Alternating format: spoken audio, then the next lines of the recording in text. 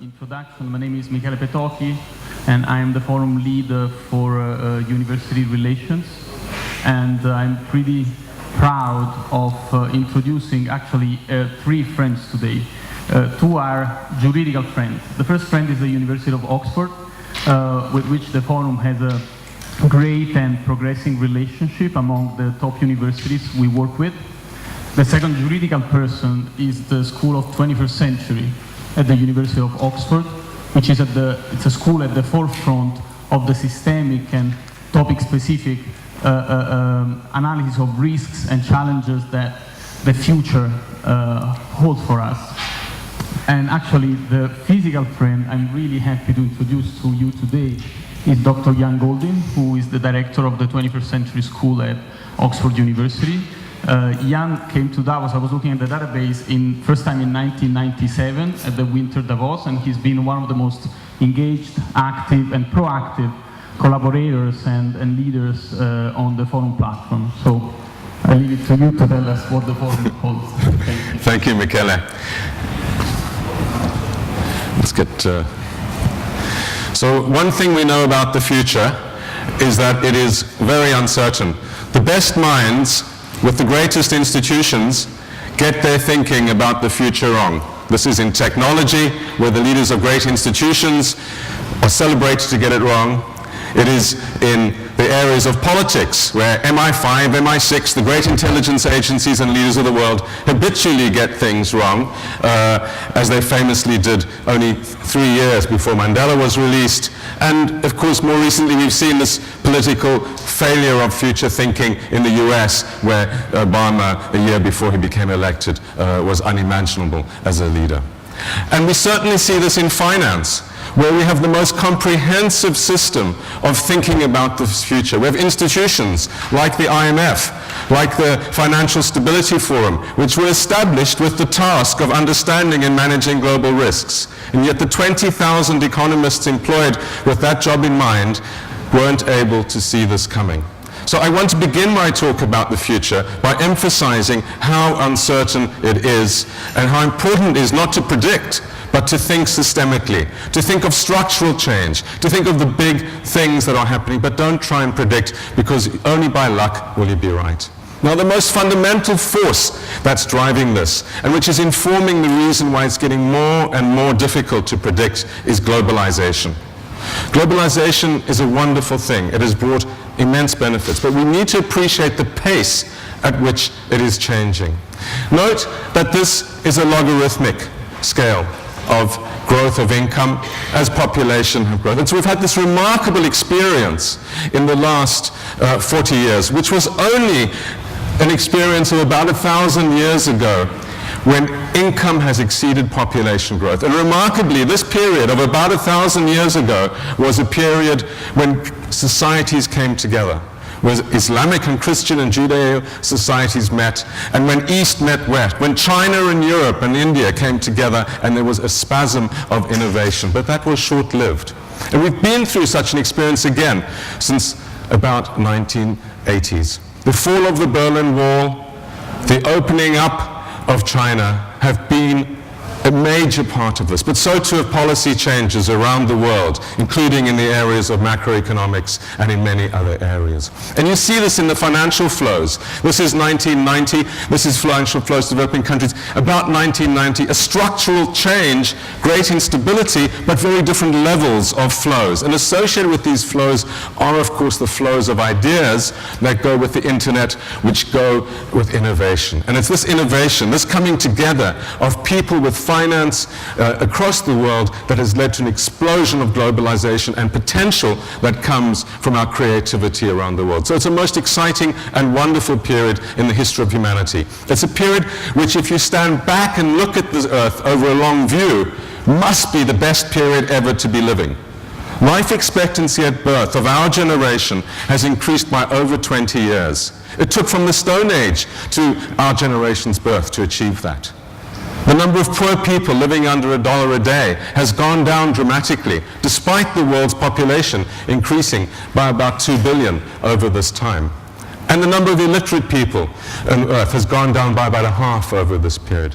And you can look at any different index you wish, and on virtually any of them, except the ones related to the environment, which I will come back to, there's been this leap in improvement. So we live in a golden age. And the key question is, will this continue? Will the 21st century be the period in which we finally eradicate poverty and disease? Will it be the period of eco-affluence, as we may like to think about, or will it be a period of disaster? And this is the key question we face. Now, looking at the future, as I indicated, is unpredictable. And these are simply the UN population projections going out to 2050. We are here at just under 7 billion. And what you see in this is this range of uncertainty. A range of uncertainty of almost 4 billion people looking out only 40 years. That's 2/3 of the population of the planet of uncertainty, with enormous consequences for virtually anything we think of. Of course, economic growth and the environment being amongst them. And why is there such uncertainty?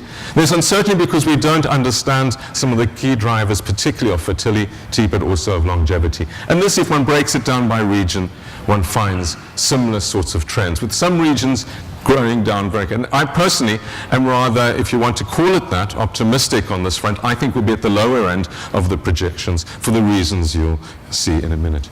Now, we're very fortunate in Oxford to have an Institute of Aging as part of the 21st Century School, and Professor Sarah Harper in the back is the leader of this institute, which is doing a lot of work on the key drivers of longevity and fertility. And what you see in this is a continual improvement and a convergence in longevity over this period, so that we are increasing our life expectations by at least 2 years every decade. And the great news about coming to Dalian, apart from its many other merits, is that I think your life expectancy while here will increase by about 90 minutes, I imagine, over these days. So this is the tremendous progress that's happening in the world through technology and through public health and other means. Of course, we won't say that if you'd stayed at home and slept or gone to the beach, your life expectancy would have similarly increased. Your mental capacity has leaped forward as well, which is a tremendous achievement. I think these might also be rather conventional numbers for the reasons we'll see in terms of the miracles in medicine. But these are more stable projections and converging projections than the fertility projections, where you see a dramatic shift in a very, very short period of time. In one generation, fertility declining dramatically, and converging below 2 in every part of the world except Africa, and in some parts of this region, as we know, much closer to 1, including in parts of China, much closer to 1, with dramatic consequences for global growth, and not least the fiscal and pensions dependency ratios in public and private groupings, and we'll come back to those in a minute. But this is a convergence, and a dramatic one, in a very, very, very short space of time on the fertility side, which is likely to continue. And so we get into the question of what aging in the future, and what we see in this graph is the rapid decline in the youth from about 1980, the rapid increase in the over 60s, and the number of elderly overtaking the number of young in about 20 to 40 years' time, more like 30 years' time. And this, of course, is something which has dramatic implications around the world. This is Italy, and you see over 2030 how we move from a population pyramid and the conventional understanding of demographic structures to what some may call a coffin shape. And you wouldn't want to be these people paying for those people, but equally you wouldn't want to be these people getting up there worrying about who's going to push you around in your wheelchairs and who is going to pay for your health systems. And this, of course, is a global story. So dramatic changes demographically around the world. And similarly in China, this goes out to 2050, you see the potential for massive change, moving to a skyscraper, or how my aesthetic colleague Sarah calls it, a vase. But this is a healthier structure. Note some of the imbalances on gender going forward. Provinces in China with very significant gender imbalances playing through, and of course the dependency ratios increase for this. So we will very soon be moving to a situation where already we have, the most people in the world aged will be in in Asia, and what you see is about 700 million elderly people in Asia. Other regions, of course, also rapid growth, but Asia having more elderly than the rest of the world put together. Very, very dramatic story of demographic change with many social consequences that go for it. One of the questions is, can migration compensate for the elderly? Will we have the migrants to not only enter our workforces, to pay our pensions, to push us around when we're very elderly? And I think the answer is no. This is the rich countries' labor forces. You see a decline in the number of workers from about 800 million to about 600 million over this period. And even very major increases in the number of migrants of the scale of about 100 million people wouldn't compensate for this decline in migrants. This is really, in many political terms, difficult to think of. But still, migration has to be a very, very significant part of the story of how one meets these imbalances in the future. Of course, the question will also be, where do the migrants come from? Because the donor countries will be running down their demographics and going through the demographic shift even more quickly than the rich countries by then. So it's not obvious that people want to migrate from the countries that currently they migrate from. The key question in this region is, will the boom continue? What can we expect of this region? It's been a region, of course, of the most remarkable change in history. Never before in human history has any part of the world ever grown in this sort of way over a sustained period of time. So this is a totally new human experience, the transformation that's happening here, and one that brings great excitement, but also, of course, many, many other different dimensions. This is work we did at the World Bank just before I left it, and it's projections out to 2030 of economic trends, and you see that this was done before the crisis, although I don't think the fundamentals have changed in any significant way around this, and it projects continued average growth rates of around 7% for China, Asia, still leading, and very tepid, slow growth rates in the rest of the world. So the developing world growing much more rapidly, continually so, over into the future, and the rich countries continued slow growth with an optimistic outlook for China over the long term, and happy to come back in discussions for the reasons for this. Now, what does this mean when you run the statistics through? What it means is that China very rapidly becomes the biggest economy in the world in GDP terms. This is the historicals. This is China in red along here, already overtaking everyone except the US and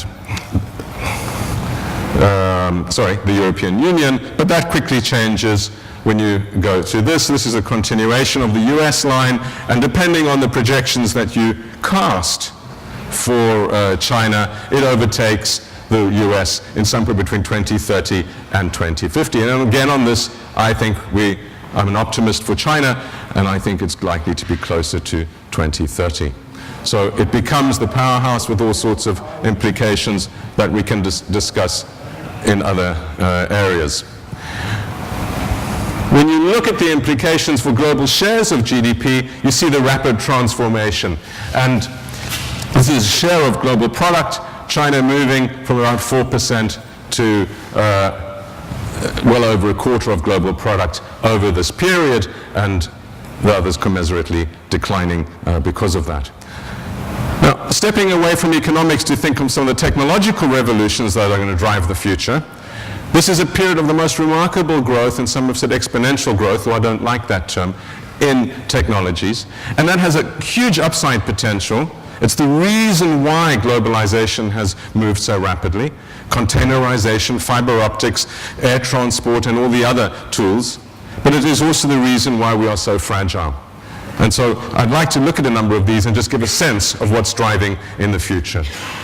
Behind a lot of what we see in technology is this story. It's Moore's law, the ability of computers to increase their capacity by cost at a double every 18 months.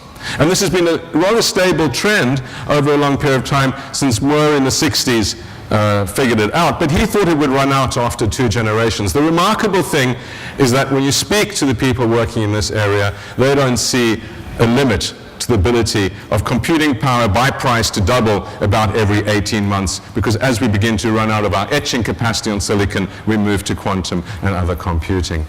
Now, what does this mean? This means that for the same price, you can do the most remarkable things, so that my mobile phone is more powerful than the entire Apollo computing system in the 60s. My son's PlayStation 3 is more powerful than the Deep Blue computer which beat and challenged Kasparov 11 years ago.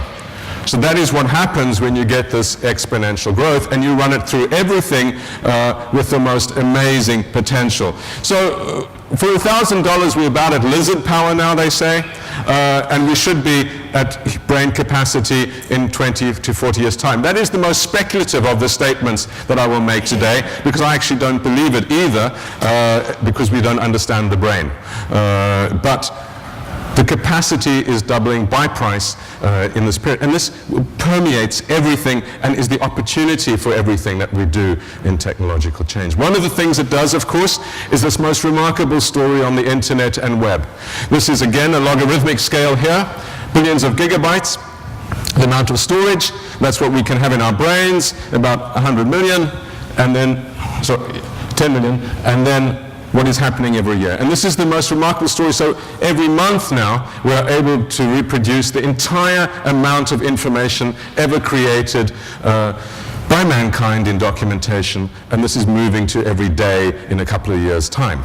So this is the power of the chip with the information absorption, and the good news is that the storage capacity, our ability to manage this, is growing even more rapidly. That's that line at the top, and you'll know that from going out to buy what used to be a few K of memory stick and is now a few gig for the same price. And so this is the story which allows us to transfer and to innovate. It's also the reason why societies that are grabbing hold of it, like China, will become the leaders, and why China's opening up to the world is so influenced by this. Part of the story is also a story of miniaturization, and I'm glad to have here today also Professor John Ryan, who leads our Nanomedicine group in the 21st Century School. This is not a photograph, this is a mock-up, because nanomachines don't look like Meccano sets, but it's a sense of scale with a dust mite. These are billionth of a meter size manipulations, and this is, again, a mock-up simulation of a nanoneedle going through a cell from John's unit, trying to understand what happens when we get into nanomedicine and go through a cell. And as John will explain, I feel this doesn't look very healthy in terms of what it takes through the cell. Now, of course, nano is already being used. In the UK, you can buy sunscreen off the local pharmacy shops with nano in, and so on. There's not much of a regulatory and other environment around this. And so part of what we need to understand is what is the health and other implications of these new technologies. And just as in derivatives, we discovered that the machines were giving us time bombs, or some have said weapons of mass destruction, so too may be the case with other technologies. Our ability to understand them is limited. Another very powerful development of the 21st century will be stem cells. And I'm also delighted to have Dr. Paul Fairchild here, who's the director of our Stem Cell Institute. This is a photograph of a cardiac stem cell filmed in Oxford from an embryonic cell. The cells which can be made to become any part of the body, directors. And the revolutions that this will create in terms of the potential for regenerative medicine are beyond our imagination. The sorts of things that allow, as Paul said this morning, a salamander to recreate parts of their body might be things that we can envisage even within our lifetimes. And the ability to direct this towards all forms of regenerative medicine will make it very difficult to think about what we think about now in terms of therapeutic medicine for paraplegic and many other ailments. Even more difficult to get our heads around is what's happening in some of the genetic work. This is a film of two mice. The back one is a wild mouse. The front one is one that's been genetically manipulated to become much more effective. It consumes a little bit more food, but it can run for 6 times the time of the other mouse.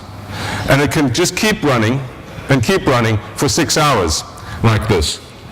Now you begin to imagine what happens when we start genetic manipulation of human beings. It raises enormous questions regarding ethics, regarding equity, and of course regarding access. What it is to be human goes to the very core of this question. But the technologies are developing which allow a transformation for the first time in our history of our very being. We are affected by our upbringings, by our environment, by our nutrition, by our schooling, and many other things to have different outcomes. But we believe in a concept of broad equality of humans in their essence. What this allows is thinking about people that are actually hardwired to be superior in some ways, and raises many, many deep questions about the future of humanity, about regulation, about competition between companies, countries, and many other areas. And it's an issue we are focusing very deeply on in our Institute on Bioethics, which brings together bioethicists with medics and biochemists and others. That is one big risk and issue facing us. It's one that's not got much attention, but which is extremely important at the global level. There are the traditional risks which you know about, the pandemic and other risks, which will also affect us in a very deep way. There are things we will do to ourselves, the anthropogenic, and things which nature will do to us. I don't worry about these ones, an asteroid hitting us, whatever. That is a very small risk, and there's not much we can do about it. These are the ones that are growing very, very rapidly, because our potential to destroy ourselves is much greater than before. So the things we worry about are not what I used to worry about before I joined the 21st century school, or things like this. Now I worry up there. And this is issues that can affect the very future of civilization. Humanity might survive as a species, but everything we've achieved and this great achievement of globalization is threatened in this process. Now, Lord Martin Rees, who's the president of the Royal Society in England, I think one of the wisest and smartest men in Britain, puts a 50% probability in his book, Our Final Century, on civilization not surviving the 21st century. Let's say he's pessimistic, and it's 5%. It is still extremely important to worry and think about these issues, and the point is that this risk is growing, whatever it is, because of our interdependence, our integration, and our technological capacity, partly liberated by the internet and the communication. This integration and interdependence has led to a systemic risk, which leads to tipping points. Now, one of these graphs is the Great Crash, and the other is water boiling, and difficult to label them because they have similar characteristics. We don't understand them until they've happened and they change. The risks move very rapidly. This is from the World Economic Forum risk reports. And whichever way we look at it, we are unable to predict them. The point is that the long tail is wagging much more aggressively.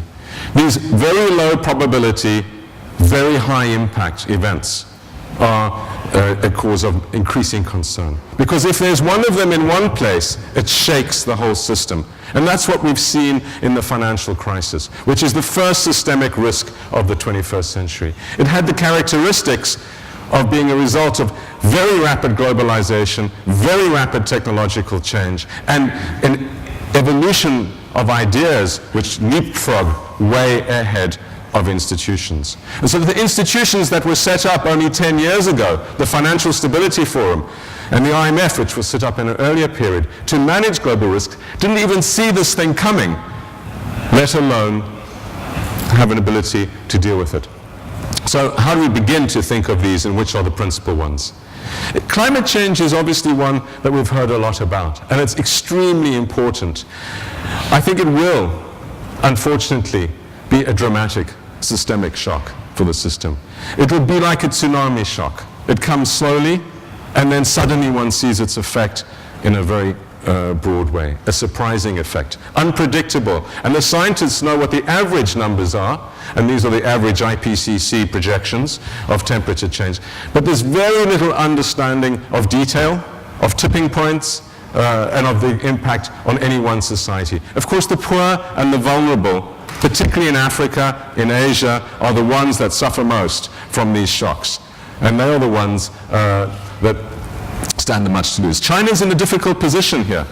China has a relatively low per capita emission, around 2 tons per capita. It's not up with some of the other developing countries that you can see there, but it's growing extremely rapidly, and because of its numbers, small per capita numbers aggregate to very, very high total numbers, so that it's rapidly becoming the largest carbon emitter on Earth, if it's not already. So it has a dramatically important role to play, and we should discuss some of the things that can be done. Pandemics is another systemic shock. Pandemics will affect us most. Pandemics have always been the biggest killers of humanity.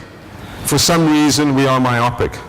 And the rather benign, touch wood, results so far of the current pandemic should not give us false hope. This is a lurking and continual threat, and the more integrated we are, the bigger it is. Of course, the really worrying dimension is not so much only natural, but also man-made. Now, the sorts of things we can do, and this is from our Institute on Emergent Infections and Pandemics in the 21st Century, is trying to understand how we should respond to a pandemic. What should we do? How do you intervene? And this is an extremely important preventive coordination issue. Bioterrorism, which is the ability of individuals to create a pandemic through DNA synthesizers, through other means, as we've seen a hint of in the anthrax scare, is perhaps the most worrying, because a single individual or group of individuals could create absolute havoc in very large parts of the world. So how we detect these things at source, how we isolate them and control them, is a key global priority.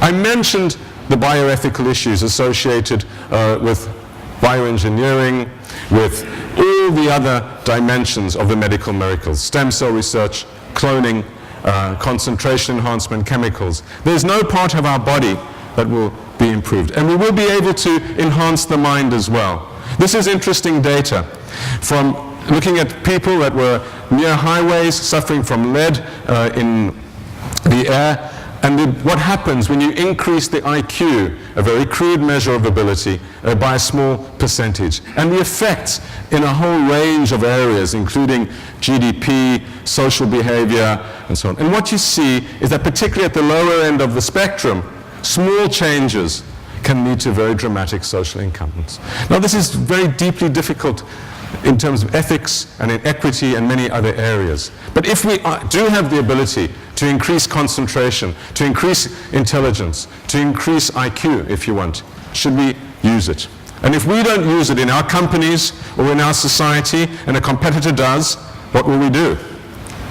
Should there be national regulation? Should there be global regulation around these issues? These are the conversations that corporate and global leaders will be having in Davoses and Dalians of the future. Very difficult questions about distribution. Also, access to these will be absolutely key. Will these wonderful medical miracles be available on national health services in Africa, or even poor European countries, let alone China, and of course the others? Or will it just be that the richest countries become a superhuman race because their people can afford the drugs and the enhancement that others cannot? Very difficult questions. And equality, of course, a driving risk of society, already with this fantastic improvement of globalization, very rapidly widening inequality around the world, which will increase further in the years to come, leading to instability. These lead systemic risks. The integration of these different risks are what concern us. The importance of understanding how one piece connects with the other. It is an extraordinarily complex set of changes that are happening. Enormous potential to bring about a world which our parents could not have dreamed of. But there's also the most extraordinary risk that's associated with it. The underbelly of globalization is fragility. It's that we are more vulnerable than ever before. The upside is that we are more powerful as individuals and as countries to change our lives than ever before. We have to ask ourselves, who's going to make the decisions? Who is going to be having their hands on the steering wheel as we navigate this very complex territory? And to what extent can we trust the institutions which manage the world? Are these institutions, many of which are post-Second World War, which emerged in response to previous crises, the ones that we would trust to deal with the future? And if not, how can we either transform them or create new ones new systems that will lead to a good outcome? I believe this is the most important question. How do we evolve a global management system to meet the 21st century challenges? It's one that's absolutely central to the answer, will this century be our best century? Will we have the wisdom to conquer our fears, our anxieties, to collectively bring a better outcome? Or will it be our worst? The future, I believe, is in our hands, and it really is up to us to put our best minds together to come to a solution which we all can live with happiness. Thank you.